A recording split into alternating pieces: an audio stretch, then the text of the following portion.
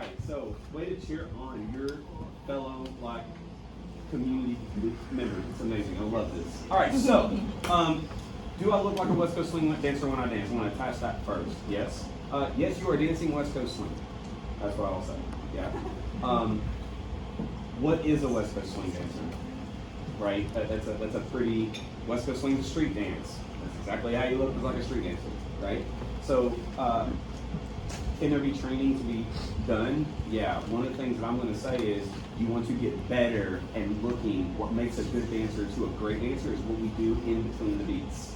Does that make sense? Yeah. So everything that you have is you're moving on top of the beat instead of in West Coast swing timing behind the beat, right? So do you look like a West Coast swing technical dancer? No.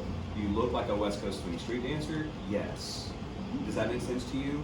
So the context is we constantly, you got the really good groove about you, by the way. I like your groove and I like your moving. It can be a lot. It can be too moving and especially busy in the arms, so your follower won't know what to trust. So my biggest key here for you is actually define your steps, define your footwork, take your time to get in and over a foot. That's gonna help you immediately look 10 times different than just kind of following and you're all like it's all one static line to me all the way across the board. So define your footwork, define your rhythms, define your legs, right? And that's going to help you understand, stay over a weighted leg longer, kind of like what we talked about in there. That's going to help move you into a whole different connotation of the look of what we want to create. Cool? Yeah? All right, for you, do I have fluidity? Yes, you have fluidity. One of the things that I do want to tell you though is you get to hear a lot. So you walk forward and you can go back and watch the anybody video this. You actually walk with a forward pitch with your pelvis forward. And we kind of have to get rid of that. I have to take the pitch and move this back where basically my pelvis is over my heels. My top line of the body, which is in between your shoulders or your collarbone here, that needs to be over the balls of the feet. So the moment you have that, you're gonna have such a different posture setup that pitches you forward, poises you back. You'll have a whole different look of movement in your body. Instead of allowing your hip to release forward as you're taking a step, you disengage your entire back leg.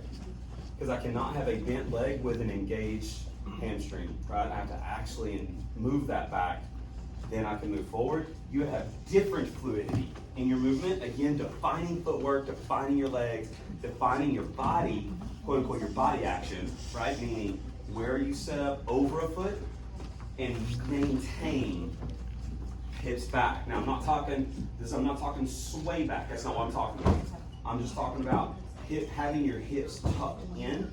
This is more, hips tucked is more balletic, right? Ballet. So I'm not looking for that tuck context, but I'm looking for a very, the way we look at this is your pelvis is one of the largest bone structures in your body, shaped kind of like a water bowl. If your water bowl tips forward, water pours out the forward.